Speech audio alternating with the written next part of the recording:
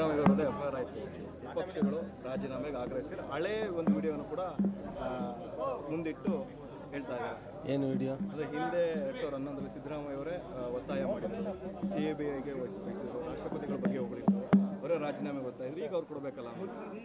ಈಗ ಸಿದ್ದರಾಮಯ್ಯನವರು ನೇರವಾಗಿ ಇನ್ವಾಲ್ವ್ ಆಗಿದ್ದರೆ ಖಂಡಿತ ಅದು ಮಾರಲ್ ರೆಸ್ಪಾನ್ಸಿಬಿಲಿಟಿ ತಗೊಂಡು ರಿಸಿಗ್ನೇಷನ್ ಕೊಡಬೇಕು. ಹಿಂದೆ ಅವರೇ ಸಾಕಷ್ಟು ಸನ್ನಿವೇಶಗಳಲ್ಲಿ ಕೆಲವರಿಗೆ ರಿಸಿಗ್ನೇಷನ್ ಡಿಮ್ಯಾಂಡ್ ಮಾಡಿದ್ದಾರೆ, ಸತ್ಯ. ಬಟ್ ಅದು ಇದರಲ್ಲಿ ಈಗ ಮೊನ್ನೆ ಯಡಿಯೂರಪ್ಪನವರು, ಕುಮಾರಸ್ವಾಮಿಯವರು ಒಂದು ಯಾವುದು ಡಿನೋಟಿಫಿಕೇಷನಲ್ಲಿ ಇನ್ವಾಲ್ವ್ ಆಗಿದ್ದಾರೆ. ಈಗ ಸುಪ್ರೀಂ ಕೋರ್ಟಲ್ಲಿ ಕೇಸು ಅವ್ರಿಗೆ ಡೈರೆಕ್ಟ್ ಮಾಡಿದೆ. ಲೋಕಾಯುಕ್ತದಲ್ಲಿ SIT ಎನ್ಕ್ವೈರಿ ಆಗಿದೆ. ಎನ್ಕ್ವೈರಿ ಆಗಿ ಲೋಕಾಯುಕ್ತಿಗೆ ಪ್ರಾಸಿಕ್ಯೂಟ್ ಮಾಡಲಿಕ್ಕೆ ಕೇಳಿದ್ದಾರೆ. ಅಂಥವ್ರ ರಾಜೀನಾಮೆ ಆ ಸನ್ನಿವೇಶದಲ್ಲಿ ಸಿದ್ದರಾಮಯ್ಯನವ್ರದ್ದಿದ್ದರೆ ಖಂಡಿತ ರಾಜೀನಾಮೆನ ಕೊಡ್ತಿದ್ರು, ಪಕ್ಷನೂ ಹೇಳ್ತಿದ್ರು, ನಾವೆಲ್ಲರೂ ಸಹ ಅದರಲ್ಲಿ ಬದ್ಧರಾಗ್ತಿದ್ದೋ. ಈಗ ಆ ಥರದ್ದೇನಿಲ್ಲ. 100ಕ್ಕೆ 100ರಷ್ಟು ಇವರು ಆ ವಿಚಾರಕ್ಕೆ ಸಂಬಂಧ ಇಲ್ಲ. ಇವರಿಗೆ ಒಂದೇ ಒಂದು ಮುಖ್ಯಮಂತ್ರಿಯವ್ರ ಕುಟುಂಬ ಅನ್ನೋದು ಬಿಟ್ಟರೆ ಇನ್ನು ಯಾವುದೇ ಥರದ ಈ ಪ್ರಕ್ರಿಯೆಯಲ್ಲಿ ಅವ್ರದ್ದು ಸಂಬಂಧ ಇಲ್ಲ. ಜೊತೆಗೆ ಮುಖ್ಯಮಂತ್ರಿ ಕುಟುಂಬ ಅಂದ ತಕ್ಷಣವೇ ಅವ್ರು ಊಟ ಮಾಡಬಾರ್ದು, ತಿಂಡಿ ತಿನ್ನಬಾರ್ದು, ಅವ್ರಿಗೆ ವ್ಯವಹಾರ ಮಾಡಬಾರ್ದು ಅಂತಿಲ್ಲ. ಅವ್ರಿಗೂ ಇಂಡಿಪೆಂಡೆಂಟಾಗಿ ಪ್ರತಿಯೊಬ್ಬರಿಗೂ ವೈಯಕ್ತಿಕವಾದಂಥ ವ್ಯವಹಾರ ಇರ್ತದೆ, ಅವ್ರು ಮಾಡ್ಕೊಂಡಿದ್ದಾರೆ. ಸೊ ಜೊತೆಗೆ ಹಿನ್ನೆಲೆ ಈ ಕೇಸ್ ಬಗ್ಗೆ ನೋಡಿದ್ರೂ ಸಹ ಅವರು ತಮ್ಮ ಹೆಂಡತಿ ಸಿದ್ದರಾಮಯ್ಯನವ್ರ ಹೆಂಡತಿ ಕೊಟ್ಟಿರೋದು, ಸಿದ್ದರಾಮಯ್ಯನವ್ರ ಹೆಂಡತಿ ಮೂಡಾಗರ್ಜಿ ಕೊಟ್ಟಿರೋದು, ಮೂಡಾ ಅರ್ಜಿ ಅವತ್ತಿನ ಸರ್ಕಾರ ತಿರಸ್ಕರಿಸಿ ಕಾನೂನು ಬಾಹಿರ ಅಂತ ಇವತ್ತು ಹೇಳೋರು. ಇವರು ತಿರಸ್ಕರಿಸ್ಬೇಕಾಗಿತ್ತು. ಯಾರು ಬೇಡ ಅಂತಿದ್ರು? ಸಿದ್ದರಾಮಯ್ಯನವ್ರು ಏನಾರ ಕಾನೂನು ಬಿಟ್ಟು ಕೊಡು ಅಂತ ಕೇಳಿದರೆ. ಸೊ ಅದರಿಂದ ಇವೆಲ್ಲ ರಾಜಕೀಯ ಪ್ರೇರಿತವಾದಂಥ ಚರ್ಚೆ, ತೀರ್ಮಾನನೂ ರಾಜ್ಯಪಾಲರು ರಾಜಕೀಯ ಪ್ರೇರಿತವಾದಂಥ ತೀರ್ಮಾನವನ್ನೇ ಇವರು ರಾಜ್ಯಪಾಲರು ಕೊಟ್ಟಿದ್ದಾರೆ. ಕೋರ್ಟಲ್ಲಿ ಏನಾಗಿದೆ, ನ್ಯಾಯಾಲಯನ ನಾವೆಲ್ಲರೂ ಭದ್ರಾಗಿರ್ತೀವಿ. ನ್ಯಾಯಾಲಯ ವಿಚಾರದಲ್ಲಿ ನಾವು ಕಾಮೆಂಟ್ ಮಾಡೋದಿಲ್ಲ. ನ್ಯಾಯಾಲಯದಲ್ಲಿ ತನಿಖೆ ಆಗಲಿ ಅಂತ ಹೇಳಿದ್ದಾರೆ, ಮುಂದುವರೆದು ಏನೂ ಹೇಳಿಲ್ಲ. ಅವ್ರಿಗೆ 19 ಹೇಳಿಲ್ಲ, 280 ಹೇಳಿಲ್ಲ, 17A ಬರೀ ತನಿಖೆಗೆ ಮಾಡಲಿ ಅಂತ. ತನಿಖೆನ ನಾವು ಸಹ ಬೇಡ ಅಂತ ಹೇಳಿಲ್ಲ. ಸಿದ್ದರಾಮಯ್ಯನವರು ಸಹ ನಮ್ಮ ಪಕ್ಷನೂ ಯಾವತ್ತೂ ತನಿಖೆ ಬೇಡ ಅಂತ ಹೇಳಿಲ್ಲ.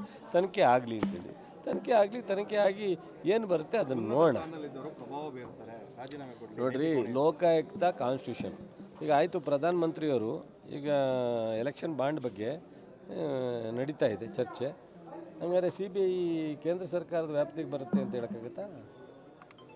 IT BT ಕೇಂದ್ರ ಸರ್ಕಾರದಲ್ಲಿದೆ, ಹಂಗಾರೆ ರಾಜೀನಾಮೆ ಕೊಟ್ಬಿಡಿ ಅಂತ ಹೇಳೋಕ್ಕಾಗತ್ತಾ ಕೇಂದ್ರ ಸರ್ಕಾರನ? ಸೊ ಹಿಂದೆ ಗೋಧ್ರಾ ಹಗರಣದಲ್ಲಿ ಮೋದಿಯವರು ರಾಜೀನಾಮೆ ಕೊಟ್ಬಿಟ್ಟು ಬಂದಿದ್ರೆ. ಸೊ ಇವೆಲ್ಲ ಮಾತಾಡ್ಲಿಕ್ಕೆ ಚೆನ್ನಾಗಿರುತ್ತೆ, ಟೆಕ್ನಿಕಲಿ ನೋಡಬೇಕು. ಸೊ ಇವರಿಗೆಲ್ಲ ಮಾಜಿ ಮುಖ್ಯಮಂತ್ರಿ ಆಗಿದ್ದವರು ಮತ್ತು ದೇಶ ಆಳ್ತಾ ಇರೋರು, ರಾಜ್ಯದಲ್ಲಿ 2-3 ಸಲ ಆಡಳಿತ ಮಾಡಿರೋ BJP ಜನತಾದಳದವರು ಸ್ವಲ್ಪ ಯೋಚನೆ ಮಾಡಬೇಕು. ಎಲ್ಲ ಇತಿಹಾಸ ಇದೆ, ಇತಿಹಾಸದಲ್ಲಿ ಸೊ ನೋಡಬೇಕಾಗತ್ತೆ ನಾವು. ಸೊ ಸಿದ್ದರಾಮಯ್ಯನವ್ರಿಗೆ ಲೋಕಾಯುಕ್ತ ರಾಜ್ಯದ ವ್ಯಾಪ್ತಿ ಆದ್ರೂ ಲೋಕಾಯುಕ್ತ ಇಂಡಿಪೆಂಡೆಂಟ್ ಸಂಸ್ಥೆ, ಅದಕ್ಕೋಸ್ಕರ ಅವರು ಲೋಕಾಯುಕ್ತಕ್ಕೆ ತನಿಖೆ ಆಗಬೇಕು ಅಂತ ಕೇಳಿರೋದು. ಸೊ ಯಾವುದಾದ್ರು ಬೇರೆ ನಮ್ಮ CODನೋ ಪೊಲೀಸ್ ಇಲಾಖೆಯಲ್ಲೋ ತನಿಖೆ ಮಾಡಿದರೆ ನೀವು ಹೇಳ್ದಂಗೆ ಕರೆಕ್ಟು. ಇದು 100ಕ್ಕೆ 100 ಲೋಕಾಯುಕ್ತ ನಮ್ಮ ಕಾಲದಲ್ಲಿ ನಾವೇನು ಲೋಕಾಯುಕ್ತ ರಚನೆ ಆದದ್ದಲ್ಲ. ನಮ್ಮ ಕಾಲದಲ್ಲಿ ಲೋಕಾಯುಕ್ತ ಅಪಾಯಿಂಟ್ ಮಾಡಿದವರಲ್ಲ, ಇಂಡೈರೆಕ್ಟಾಗಿ ಇಂಪ್ಲೂಯೆನ್ಸ್ ಇದೆ ಅನ್ನೋದಕ್ಕೆ.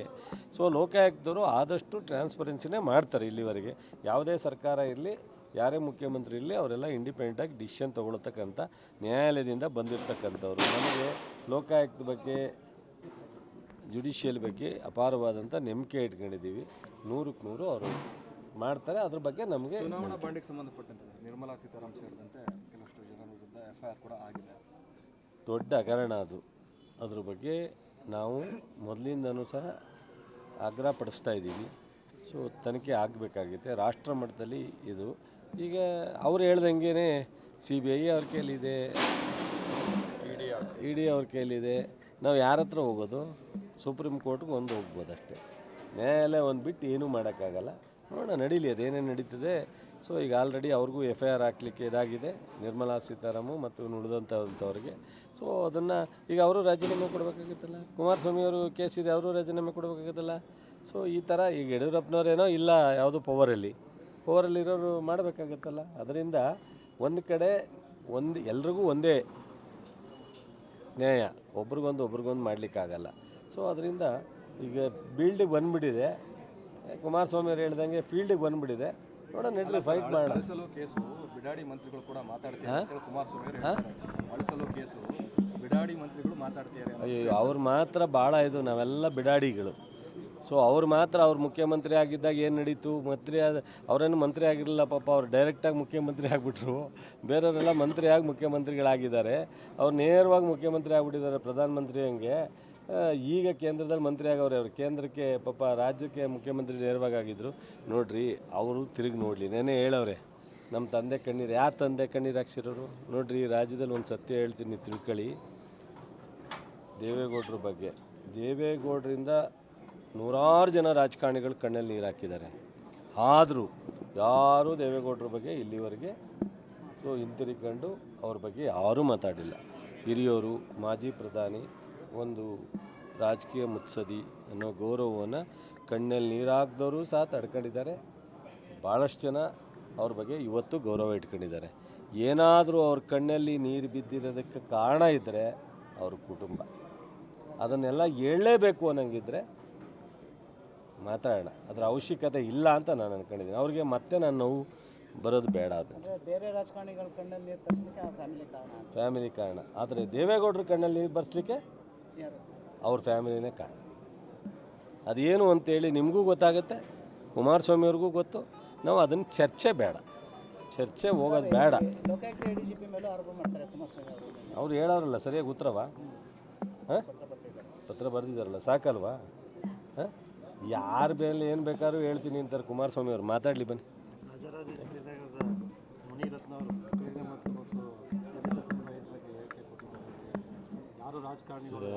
ನೋಡಯ್ಯ, ಅದನ್ನು ಕಾಂಗ್ರೆಸ್ನ ಮುಖಂಡರುಗಳೇ ಮುನಿರತ್ನವ್ರ ಬಗ್ಗೆ ದಲಿತ ಸಮಾಜ ಆಗಲಿ, ಒಕ್ಕಲಿಗ ಹೆಣ್ಮಗಳಾಗಲಿ, ಯಾವುದೇ ಸಮಾಜದ ಹೆಣ್ಮಕ್ಳು ಮತ್ತು ಸಮಾಜವನ್ನು, ಕಮ್ಯುನಿಟಿನ ಗುರುತಿಸಿ ಮಾತಾಡೋದು ತಪ್ಪು ಅಂತ ಹೇಳಿರೋದು. ಅದಕ್ಕೆ ಅಶೋಕು ಹೇಳಿಲ್ಲ, DKನೂ ಹೇಳಿಲ್ಲ, ಯಾರು ನಮ್ಮ ಗ್ರೇಟ್ ಚಿಕ್ಕಮಗಳೂರು CT ರವಿಯವರು ಹೇಳಿಲ್ಲ. ಸೊ ಅವ್ರಿಗೂ ಒಂದು ಸಲ ಇದ್ರ ಪಶ್ಚಾತ್ತಾಪ ಪಡುವಂಥ ಸನ್ನಿವೇಶಗಳು ಬರ್ತೀವಿ. ಥ್ಯಾಂಕ್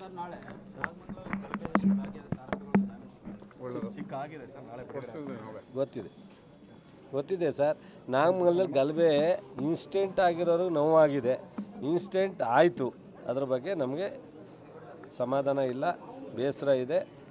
ಅದಕ್ಕೆ ಪರಿಹಾರ ಒದಗಿಸ್ತಾ ಇದ್ದೀವಿ. ಅದು ಬಿಟ್ಟರೆ ನಾಗಮಂಗಲದಲ್ಲಿ ನೀವೆಲ್ಲರೂ ಒಂದು ಕಡೆ ನೀವೇ ಹೋಗಿ, ಹಿಂದೆ ಒಂದ್ಸಲಿ ನಾನು ಕೇಳಿದ್ದೆ, ಇಡೀ ತಾಲೂಕಿನಲ್ಲಿ ಹಿಂದೂಗಳ ಅಂಗಡಿಗಳಿಗೆ ಮುಸ್ಲಿಮ್ ಹೋಗಲ್ಲ, ಮುಸ್ಲಿಮ್ ಅಂಗಡಿಗೆ ಹಿಂದೂ, ಆ ಥರ ವಾತಾವರಣ ಇದೆಯಾ ಸರ್? ಎಲ್ಲವೂ ಬೆಳಗ್ಗೆ 11ನೇ ತಾರೀಕು ನಡೆದ ಇನ್ಸಿಡೆಂಟ್ 12ನೇ ತಾರೀಕೆ ಒಟ್ಟಾಗಿದ್ದಾರೆ. ಬಟ್ ಏನು ಜನತಾದಳದವ್ರಿಗೆ, BJP ಅವರಿಗೆ ಭಾಳ ಪಾಪ ನೋವಾಗ್ತದೆ. ಕೆಲವರು ನಿದ್ದೆನೇ ಮಾಡ್ತಾ ಇಲ್ಲ. ಇದೇನು ಕೆರಗೋಡು ಮುಗ್ದೋಯ್ತು, ನಾಗಮಂಗಲನೂ ಏನೂ ಸದ್ದಿಲ್ಲ, ಹೆಂಗೆ ಇದು ಅಂತ ಹೇಳಿ ಪಾಪ ಏನಯ್ಯ ಭಾಳ ಒದ್ದಾಡ್ತಾವ್ರೆ. ಅಯ್ಯೋ, ನಿಮ್ಮ ಲೀಡ್ರ್ಗಳೆಲ್ಲ ಇವು ಪಾಪ ಅವ್ರು ನೋಡಿದ್ರೆ ನನಗೂ ಹೊಟ್ಟೆ ಉರಿತದೆ. ಏನು ಅವ್ರಿಗೆ ಮಂಡ್ಯದಲ್ಲಿ ನೆಮ್ಮದಿಲಿ ಇರೋದು ಬೇಕೇ ಇಲ್ಲ. ಹೇಳವ್ರಿ ಕುಮಾರಸ್ವಾಮಿ ಅವರು ಒಂದ್ಸಲ ಹೇಳವ್ರೆ, ನನಗೆ 3,000 ಅರ್ಜಿ ರೀ, ಈ ದೇಶದಲ್ಲಿ 10-12 ಸಾವಿರನ ಒಂದು ವರ್ಷದೊಳಗಡೆ ರೆವಿನ್ಯೂ ಇಲಾಖೆಯಲ್ಲಿ ಸಮಸ್ಯೆ ಕ್ಲಿಯರ್ ಮಾಡೋದು ಯಾವ್ದಾದ್ರು ಸರ್ಕಾರ ಇದೆ, ಯಾವ್ದಾದ್ರು ಜಿಲ್ಲಾಡಳಿತ ಇದ್ದರೆ, ಯಾರು ಜಿಲ್ಲಾ ಮಂತ್ರಿಗಳು ಶಾಸಕರ ನಾಯಕತ್ವದಲ್ಲಿ ಆಗಿದ್ರೆ 25 ವರ್ಷದಲ್ಲಿ, ಅದು ಮಂಡ್ಯದಲ್ಲಿ 10,000 ಕೇಸಸ್ಸನ್ನು ಒಂದೇ ವರ್ಷದಲ್ಲಿ ಮುಗಿಸಿ ಇಡೀ 7 ಕ್ಷೇತ್ರದಲ್ಲಿ AC ಮತ್ತು ತಹಸೀಲ್ದಾರು DC ಹತ್ರ 1,500 ಕೇಸ್ ಬಿಟ್ಟರೆ ಯಾವುದೂ ಇಲ್ಲ ರೀ. ರಾಮನಗರದಲ್ಲಿ ಶಾಸಕರಾಗಿ ಇದ್ದಾಗ ಏನಾಗಿದೆ ಅಂತ ನೋಡಿದ್ದೀವಿ, ಚನ್ನಪಟ್ಟಣ ಏನು ನೋಡಿದ್ದೀವಿ. ಹೋಗಿ ಸ್ವಲ್ಪ ನೀವೆಲ್ಲ ಸ್ಟೋರಿ ಮಾಡ್ಕೊಂಬನ್ನಿ. ಕುಮಾರಸ್ವಾಮಿಯವರೇ, ದಯಮಾಡಿ ಇದೆಲ್ಲ ಬಿಟ್ಟು ಸ್ಟೀಲು ಎಂಥದ್ದು ಮೇಜರ್ ಇಂಡಸ್ಟ್ರೀಸ್ ಮಾಡಿ, ನಾವು ನಮ್ಗೆ ಏನು ಬೇಜಾರಿಲ್ಲ. ನಿಮ್ಮ ಕೈಲಾದದ್ದು ಮಂಡ್ಯಕ್ಕೂ ಸಹಾಯ ಮಾಡಿ. ಬೇಡ ಈ ಕುಮಾರಸ್ವಾಮಿಯವರೇ ಇವೆಲ್ಲ ಹೇಳಿಕೆ, ಹಿಟ್ ಆ್ಯಂಡ್ ರನ್ನು ಇವೆಲ್ಲ ಬೇಡ. ಈಗ ಹಂಗೇನಾರ ಚರ್ಚೆ ಮಾಡೋದಾದ್ರೆ ಕುಮಾರಸ್ವಾಮಿಯವ್ರ ಜೊತೆಲಿ ನಾವೆಲ್ಲ ಈಗ ಇವನು ಇದ್ದಾನೆ, ಇವನು ಸ್ನೇಹಿತರು, ನನಗೆ ಜೊತೆಲೇ ಇದ್ದವರು, ಬರಲಿ ಎದುರುಗಡೆನೇ ಬೇಕಾದ್ರೆ ಚರ್ಚೆ ಮಾಡೋಣ. ಅದಕ್ಕೂ ಈಗ ಅಸೆಂಬ್ಲಿಲಿ ಒಂದು ಅವಕಾಶ ಇತ್ತು, ಎದುರುಗಡೆ ಚರ್ಚೆ ಮಾಡೋದು. ಈಗಿಲ್ಲ, ಅವ್ರು ಪಾರ್ಲಿಮೆಂಟ್ಗೆ ಹೋಗ್ಬಿಟ್ಟವ್ರೆ, ಅಲ್ಲಿ ನಾವು ಹೋಗಿಲ್ಲ, ಇಲ್ಲ ಅವ್ರು ಬರೋಂಗಿಲ್ಲ, ಹಿಂಗಿದೆ. ಹಂಗೇನಾರು ಅವರ ಚರ್ಚೆ ಮಾಡಲೇಬೇಕು ಅನ್ನೋ ಅಭಿಪ್ರಾಯ ವ್ಯಕ್ತಪಡಿಸೋದಾದರೆ ನಾವು ಅವ್ರ ಜೊತೆಲಿ ಇದ್ದೀವಿ. ಬಟ್ ಆದರೆ ಇವ್ರು ಮಾತಾಡೋದ್ರಿಂದ ಮಂಡ್ಯ ಜಿಲ್ಲೆಗಾಗಲಿ ಅಥವಾ ರಾಜ್ಯದ ಅಭಿವೃದ್ಧಿಗಾಗಲಿ ಹಿನ್ನಡೆ ಆಗೋದು ಬೇಡ. ಸಮಾಧಾನವಾಗಿ ಕೆಲಸ ಮಾಡೋಕ್ಕೆ ಹೇಳಿ ಅವ್ರಿಗೆ ಒಳ್ಳೆ ಅವಕಾಶ ಇದೆ. ಕೊಪ್ಪಳು ಗ್ರಾಮಕ್ಕೆ ಭೇಟಿ ಕೊಟ್ಟಿದ್ದಾರೆ, ಕೆಲವೊಂದಿಷ್ಟು ವಿದ್ಯಾರ್ಥಿಗಳು ಗ್ರಾಮವನ್ನು ತೋರಿದ್ದಾರೆ, ಕೆಲವಷ್ಟು ಬಂದಿಲ್ಲ ಅಂತ ಏನಾಗಿದೆ? ನೋಡ್ರಿ, ಇವ್ರಿಗೆ ಜನತಾದಳದವರು ಅವರನ್ನು ಬರಬೇಡಿ ಅನ್ನೋದು, ಪೊಲೀಸ್ನವ್ರಿಗೆ ಇಂಡೈರೆಕ್ಟಾಗಿ ಫೋನ್ ಮಾಡಿ ಅರೆಸ್ಟ್ ಮಾಡಿ ಅನ್ನೋದು, ಈ ಥರದ್ದೆಲ್ಲ ಹೇಳ್ಕೊಂಡು ಕನ್ಫ್ಯೂಸ್ ಮಾಡ್ಕೊಂಡವ್ರೆ. ನಾವು ಇವತ್ತೇ ಹೇಳಿದ್ದೀವಿ ಯಾರನ್ನೂ ಅರೆಸ್ಟ್ ಮಾಡಲ್ಲ ಅಂತ. ಬದ್ರಿಕೊಪ್ಪಳಿಗೆ ಹೋದಾಗಲೂ ಹೇಳಿದ್ದೀವಿ. ಸೊ ಬೇಲು ಆಗುತ್ತೆ, ಅರೆಸ್ಟು ಮಾಡೋಣ.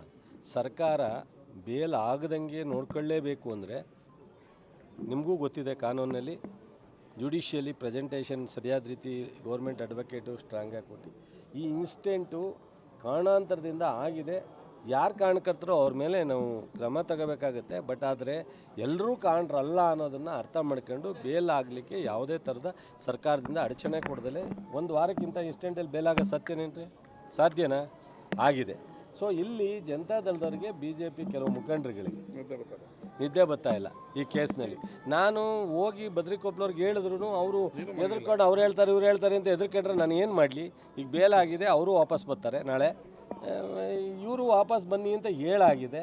ಅದ್ರ ಮೇಲೆ ಆ ಹುಡುಗರುಗಳು ಯೋಚನೆ ಮಾಡಬೇಕು. ಸರ್ ನಿಮಗೆ ವರದಿ ಸಲ್ಲಿಕೆ ಆಗಿದೆ ಸರ್ ಜಿಲ್ಲಾಡಳಿತದಿಂದ, ಯಾವಾಗ ಆಗ್ಬೋದು?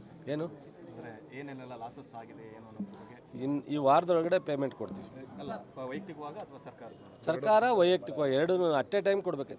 ಯಾಕೆ ನಾನು ವೈಯಕ್ತಿಕವಾಗಿ ಇಲ್ಲಿವರೆಗೂ ಕೊಟ್ಟಿಲ್ಲ ಅಂದರೆ, ಸರ್ಕಾರ ಕೊಟ್ಟಾಗ ಒಂದು ಸ್ವಲ್ಪ ಹೆಚ್ಚು ಕಡಿಮೆ ಆಗಿದ್ದರೆ ಅದನ್ನು ಮ್ಯಾನೇಜ್ ಮಾಡಿಕೊಳ್ಳೋಣ ಅಂತ ಅಷ್ಟೇ.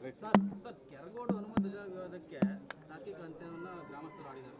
ನಾನು ಅವರು ಪ್ರೆಸ್ ಮೀಟ್ ಮಾಡಿ ಇದು ಹೋರಾಟ ಬೇಡ, ಅಭಿವೃದ್ಧಿಗೆ ನಾವೆಲ್ಲ ಸಾಥ್ ಕೊಡ್ತೀವಿ, ನಮಗೆ ಬೇರೆಯವ್ರ ಕುಮ್ಮಕ್ಕಿಂದ ಮಾಡೋದು. ನೋಡ್ರಿ, ನಮ್ಮ ಮಂಡ್ಯ ಜಿಲ್ಲೆ ಇರ್ತಕ್ಕಂಥ ಎಲ್ಲ ಯುವಕರಿಗೆ, ಅದು BJPಲಿರಲಿ, ಜನತಾದಳದಲ್ಲಿರಲಿ, ಕಾಂಗ್ರೆಸ್ಸಲ್ಲಿರಲಿ, ನಾನು ನಿಜವಾಗ್ಲೂ ಕೃತಜ್ಞತೆ ಹೇಳ್ತೀನಿ, ಅಭಿನಂದನೆ ಹೇಳ್ತೀನಿ. ಎಲ್ಲರೂ ಒಳ್ಳೆಯವರಿದ್ದಾರೆ. ಎಲ್ಲೋ 4 ಜನ ಇದ್ದೇ ಇರ್ತಾರೆ.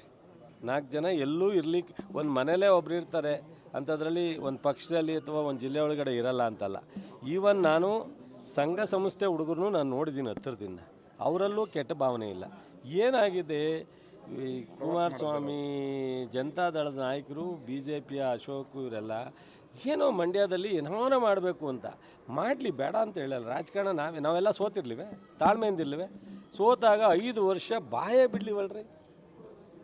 ಯಾರು ಅಂದರೂ ಅನ್ಸ್ಕೊತಿದ್ದೋ ಸುಮ್ಮನಿದ್ದೋ? ಇವ್ರಿಗೆ ಏನಾಗಿದೆ ಗೊತ್ತಿಲ್ಲಪ್ಪ.